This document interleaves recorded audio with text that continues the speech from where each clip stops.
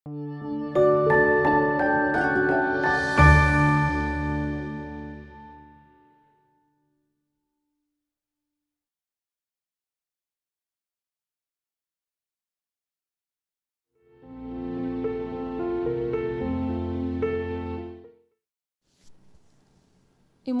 क्या होते हैं? अगर इसका उत्तर मैं सरल शब्दों में दूं तो जैसे हाथ, नाक, कान हमारे शरीर के विभिन्न अंग होते हैं, वैसे ही इमोशंस मतलब भावनाएं हमारे दिमाग का एक अविभाज्य भाग है। अलग अलग परिस्थिति में हमें अलग अलग भावनाएं आती है। यह भावनाएं कभी सकारात्मक होती है या फिर नकारात्मक होती हैं। खुशी, प्यार, उम्मीद इत्यादि कुछ सकारात्मक भावनाओं के उदाहरण हैं और गुस्सा, दुख, जलन इत्यादि नकारात्मक भावनाओं के। लोग अधिकतर नकारात्मक भावनाओं से दूर भागते हैं और सकारात्मक भावनाओं को अपने पास रखना चाहते हैं। यह सबसे बड़ा गैर समझ है कि नकारात्मक भावनाएं हमारे लिए खराब ही होती हैं। अगर आप गौर से देखें तो हर भावनाएं हमें कुछ न कुछ संदेश देना चाहती है।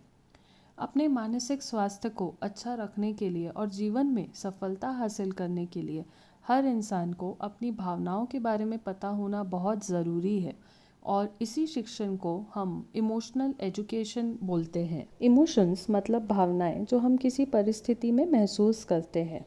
जैसे आपका लिवर, किडनी, दिल सब आपके शरीर में रहते हैं। आपको दिखते नहीं लेकिन आपको पता है कि वह आपके अंदर हैं। उसी तरीके से इमोशंस हमारे दिमाग में रहते हैं। आपको दिखेंगे नहीं लेकिन आप उन्हें महसूस कर सकते हैं, उसे अलग अलग तरीके से समझ सकते हैं। इमोशंस का अपना एक सिग्नल होता है और अगर आप सिग्नल पहचानना सीख जाएं तो आपको समझ जाने लगेगा कि किस समय आप क्या महसूस कर रहे हैं। इन सिग्नल्स को हम 3 कैटेगरी में बांटते हैं। पहला होता है विचार, मतलब आप क्या सोचते हैं, आपके दिमाग में क्या चल रहा है। दूसरा होता है फिजियोलॉजी, मतलब आपको शरीर में क्या महसूस हो रहा है फिजिकली। तीसरा होता है बिहेवियर, मतलब आप उस समय बर्ताव क्या करते हैं। चलिए उसे और अच्छे तरीके से समझते हैं। मान लीजिए कि आपको डिप्रेशन यानी उदासीनता है, तो आपके विचार कुछ इस प्रकार के रहेंगे। मैं बुरा हूँ, मेरे साथ कोई नहीं है, मेरे साथ कुछ अच्छा नहीं होगा। फिजियोलॉजी मतलब शरीर में आप महसूस करेंगे कि आपको एनर्जी की कमी लग रही है, कुछ करने की इच्छा नहीं हो रही। बर्ताव आपके कुछ इस प्रकार के रहेंगे कि आपको किसी से मिलने जुलने की इच्छा नहीं होगी, बिस्तर से उठने की इच्छा नहीं होगी। उसी तरीके से दूसरा इमोशन होता है एंजाइटी यानी कि घबराहट। इसमें आपके विचार रहेंगे कि मेरे साथ कुछ बुरा होगा और मैं उससे निकल नहीं पाऊँगा। फिजियोलॉजिकली मतलब शरीर में आपको घबराहट महसूस होगी, हार्ट बीट तेज़ होगी, मन विचलित रहेगा। बर्ताव, आप या तो काम टालेंगे या तो आपकी काम टालने की इच्छा रहेगी। जैसा कि मैंने पहले भी कहा था कि हर प्रकार की भावनाएं हमें किसी न किसी प्रकार का संदेश देती हैं, इसीलिए भावनाओं का हमारे जीवन में बहुत ही ज़्यादा महत्व है। चलिए देखते हैं कि किस किस प्रकार से भावनाएं हमारे लिए ज़रूरी रहती हैं। भावनाएं हमारे विचारों पर प्रभाव डालती है। उदाहरण के लिए जब आप खुश होते हैं तो आपको सकारात्मक विचार आते हैं, जब आप दुखी होते हैं तो नकारात्मक विचार आते हैं। इसीलिए अगर आपको अपने विचार को नियंत्रित करना है तो अपनी भावनाओं का प्रबंधन कैसे किया जाता है यह सीखना ज़रूरी है। भावनाएं हमें काम करने के लिए प्रोत्साहित करती हैं। भावनाएं हमारे दिमाग में ऊर्जा की तरह काम करती हैं। अगर आपको किसी खतरे से दूर जाना हो या किसी लक्ष्य को पाने के लिए मेहनत करनी हो, दोनों के लिए ऊर्जा की बहुत ज़रूरत होती है जो भावनाएं प्रदान करती हैं। इसीलिए भावनाएं हमारे काम के लिए बहुत ज़रूरी होती है। भावनाओं से हमें पता चलता है कि हमें कौन सी चीज़ अच्छी लग रही है और कौन सी नहीं। भावनाओं को अगर हमारे दिमाग का पोस्टमैन भी कहें तो वो गलत नहीं होगा। आपके आजू बाजू में कुछ चीज़ें आपको पसंद नहीं आई तो आपको नकारात्मक भावनाएं आती हैं, जैसे कि गुस्सा, दुख, जलन। और अगर कोई चीज़ पसंद आई तो आपको खुशी होती है। आपके दिमाग को कौन सी चीज़ अच्छी लगती है, कौन सी चीज़ के पास जाना चाहिए या फिर कौन सी चीज़ से दूर होना चाहिए, यह सारे संदेश भावनाएं देती हैं। प्रबल भावनाओं का प्रबंधन बच्चों का व्यक्तित्व निखारने के लिए बहुत ज़रूरी होता है। भावनाओं का ज्ञान हमें दूसरों के साथ संवाद करने में मदद करता है। विश्व में कहीं भी चले जाएं, अगर हमें वहाँ की भाषा भी नहीं आती तो भी भावनाओं की पहचान कर हम उनसे संवाद कर सकते हैं। उदाहरण के लिए, अगर कोई रो रहा है तो इसका मतलब सामने वाला दुखी है, और इसी तरीके से कोई खुश है तो उसके हाव भाव देखकर हम समझ जाते हैं। कहने का मतलब यह है कि भावनाओं को व्यक्त करने का तरीका हर किसी में समान रहता है, और आप ज़रा ध्यान से समझें तो आपको समझ आ जाएगा कि सामने वाला कहना क्या चाहता है। इमोशंस दो प्रकार के होते हैं, नेगेटिव इमोशन और पॉजिटिव इमोशन। अब नेगेटिव इमोशन को भी हम अगर डिटेल में देखें तो नेगेटिव इमोशंस को भी हम दो प्रकार में बांट सकते हैं। एक होता है हेल्दी नेगेटिव इमोशन और दूसरा होता है अनहेल्दी नेगेटिव इमोशन। मतलब कुछ नेगेटिव इमोशंस हमारे लिए अच्छे रहते हैं, हमें काम करने के लिए प्रोत्साहित करते हैं, और कुछ नेगेटिव इमोशंस पर हमें काम कर कर उन्हें हटाना चाहिए, क्योंकि वह हमारे कामों के बीच में आते हैं। यह मान के चलिए कि आप अगर इंसान हैं और आपके साथ कुछ हो रहा है जो आपको पसंद नहीं आ रहा, तो उस समय आपको पॉजिटिव फील होना असंभव है। आपको नेगेटिव फील होगा, और आप नेगेटिव में भी आपको हेल्दी तरीके से नेगेटिव फील होना है या अनहेल्दी तरीके से, यह आप बिल्कुल चूज़ कर सकते हैं। बच्चों का मानसिक स्वास्थ्य उनकी भावनाओं पर निर्धारित रहता है। बच्चे अगर अच्छी भावनाओं से स्कूल में आते हैं तो अच्छे से पढ़ पाते हैं। अपने घर पे उनको अगर कोई समस्या है, उनको गुस्सा, जलन, डर ऐसी भावनाएं आ रही हैं, और अगर बच्चे समझ नहीं पा रहे कि उसके ऊपर कैसे काम करना है, तो वह स्कूल में भी उदास रहते हैं, सीख नहीं पाते। पढ़ाई का सीधा सीधा संबंध उनकी भावनाओं से रहता है।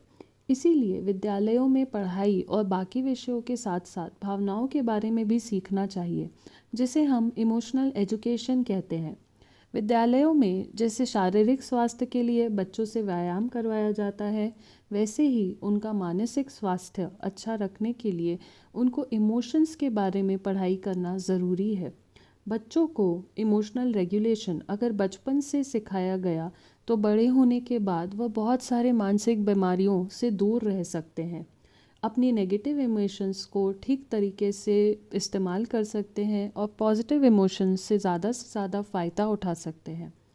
आज हमारे देश में इतनी ज़्यादा मात्रा में युवाओं में मानसिक बीमारियां फैली हुई हैं, उनको इमोशंस के बारे में कुछ भी नहीं पता। ये सारी चीज़ें रोकी जा सकती थी अगर उनको बचपन में ही इसके बारे में ठीक तरीके से सिखाया जाता तो। पर अभी भी देरी नहीं हुई है। हमारी आने वाली पीढ़ी को हम बचा सकते हैं अगर अभी से उनको प्रॉपर इमोशनल एजुकेशन के बारे में बताया जाए तो।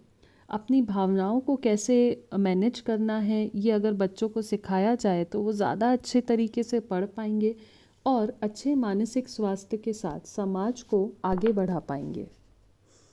ठीक बड़ों की तरह बच्चों को भी अलग अलग भावनाएं महसूस होती हैं। फ़र्क यही है कि बच्चे उन्हें सही तरीके से व्यक्त नहीं कर पाते। एक अच्छा तरीका बच्चों को शुरुआत से ही भावनाएं पहचानने का यह हो सकता है कि बहुत छोटी उम्र से ही बच्चों को भावनाओं को पहचानने के कुछ आसान शब्द सिखाए जाएं, जैसे कि दुख, खुशी, गुस्सा, प्यार। टीचर्स, पेरेंट्स हमेशा यह आदत बना लें कि दिन में कम से कम एक बार अपने बच्चों से ज़रूर पूछें कि आज उन्हें कैसा महसूस हुआ। टीचर्स अगर अपना सब्जेक्ट पढ़ा रहे हैं, उसमें कोई कहानी है, तो कहानी के बीच में रुक के बच्चों के साथ डिस्कस कर सकते हैं कि यह एक कैरेक्टर है, इसे कोई बात पसंद नहीं आ रही, तो इसे कैसा महसूस हो रहा होगा। इस तरीके से रोज़ की बोलचाल में भावनाओं का जिक्र होते रहना चाहिए। बहुत छोटे बच्चों के लिए एक सबसे अच्छा तरीका है जिसे हम साइकोलॉजी में मॉडलिंग कहते हैं। इसका मतलब आप जैसा बच्चों से बर्ताव चाहते हैं वैसा आप खुद करके दिखाएं। बच्चे सुनने से ज़्यादा अनुकरण करते हैं, इसीलिए अगर आपको चाहिए कि बच्चा गुस्से में अच्छे से बर्ताव करे, तो जब आप गुस्सा होते हैं आप उसे वैसा बर्ताव करके दिखाइए। इससे ज़्यादा चांसेस हैं कि बच्चा आपको देखेगा और उससे सीखेगा। टीचर्स और भी कई सारी एक्टिविटीज़ कर सकती हैं जिससे बच्चों को उनकी भावनाओं के बारे में समझेगा। एक सिंपल तरीका है मैच द कॉलम, जो सारे बच्चों को आता है। तो आप इसमें भावनाओं से रिलेटेड ऐसा कर सकते हैं कि आप एक कॉलम में अलग अलग प्रकार की सिचुएशंस लिखिए। जैसे मोटू पतलू में झगड़ा हो रहा है, मोटू ने पतलू का पूरा खाना खा लिया, पतलू को कैसा महसूस होगा। आज मम्मी ने नोबिता की फेवरेट सब्ज़ी बनाई है, तो नोबिता को कैसा महसूस हो रहा होगा। अगर पप्पू खेल में हार जाता है तो उसे कैसा महसूस होगा। तो ऐसे कई तरीके से जब बच्चे उस सिचुएशन से भावनाएं जोड़ते हैं तो उन्हें समझता है कि किस समय कैसी भावनाएं आती हैं। और अगर वह अपने रूटीन में ऐसी चीज़ों से गुजरेंगे तो उन्हें समझेगा कि अच्छा, मोटू पतलू को ऐसा फील हो रहा था, तो अगर मेरे साथ ऐसा कुछ होता है तो मुझे भी ऐसा महसूस होगा। दूसरा तरीका बच्चों को भावनाएं पहचानने का यह हो सकता है कि टीचर्स बच्चों से 2 कॉलम बनवाएं। एक में लिखिए कि कौन सी सिचुएशंस में भावनाएं आती हैं और दूसरा वह भावनाएं आने पे वह क्या बर्ताव कर सकते हैं। तो अगर आप बात कर रहे हैं दुख की, तो कौन सी सिचुएशंस में दुख आ सकता है। बच्चा लिख सकता है कि जब मुझे मम्मी छोड़ के चली जाती है तब मुझे दुखी महसूस होता है, जब मेरे भाई या बहन मेरा ड्राइंग ख़राब कर देते हैं तब मुझे दुखी महसूस होता है। अब दूसरे कॉलम में आएगा कि जब आप दुखी होते हैं तो आप कैसे बर्ताव कर सकते हैं। तो जिसमें बच्चों को आप सिखा सकते हैं कि जब आप दुखी होते हैं तो आप किसी से बात कर सकते हैं, अपना दुख व्यक्त कर सकते हैं, आप अपनी पसंद का गाना सुन सकते हैं, आप अपनी पसंद का कोई काम कर सकते हैं। वैसे ही बाकी भावनाओं के लिए भी आप बच्चों को सिखा सकते हैं। जैसे गुस्सा किस किस सिचुएशन में आता है।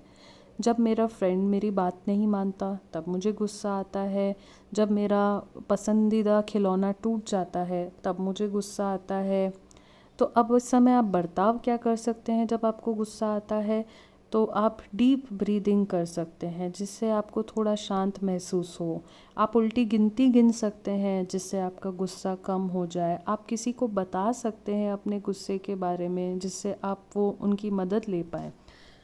तो इसी तरीके से बाकी भावनाओं के लिए भी किस भावनाओं में कैसी सिचुएशंस रहती हैं और वो सिचुएशंस में किस तरीके से उन्हें बर्ताव करना चाहिए, यह सिखाया जा सकता है। ध्यान रखिए कि बहुत छोटे बच्चों के साथ यह चीज़ें जितनी क्लियर हो उतना अच्छा। उनको क्लियर इंस्ट्रक्शंस देने होंगे कि उल्टी गिनती करो, डीप ब्रीदिंग करो, गाने सुनो, किसी से बात करो।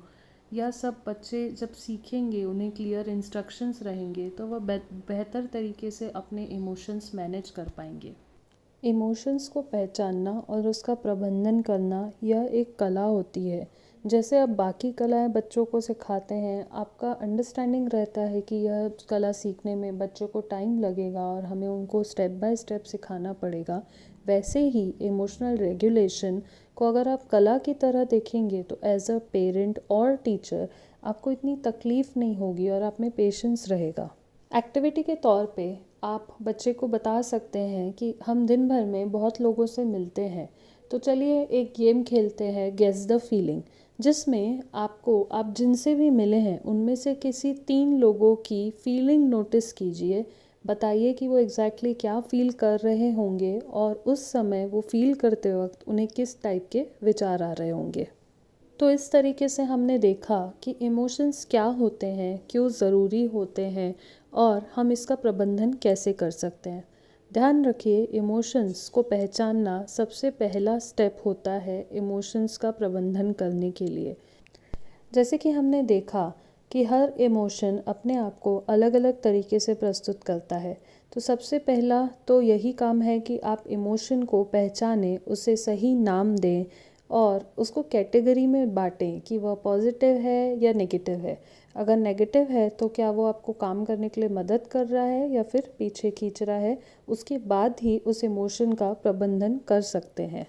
किसी भी उम्र के बच्चों के साथ यह बहुत ज़्यादा ज़रूरी है कि इमोशंस को लेके डिस्कशन ज़रूर हो। पेरेंट्स, टीचर्स हमेशा ये आदत बना लें कि दिन में कम से कम एक बार अपने बच्चे से ज़रूर पूछें कि उन्हें कैसा महसूस हो रहा है। अपनी भावनाओं के बारे में उनके साथ चर्चा करें। अगर आज आपका दिन अच्छा नहीं गया है तो क्या हुआ आपके दिन में, कैसा महसूस हुआ, आपने उसको कैसे मैनेज किया, यह सारा डिस्कशन आप बच्चों के साथ कीजिए ताकि उनको समझे कि इमोशंस के बारे में बात करने से हम उसे सही तरीके से संभाल सकते हैं।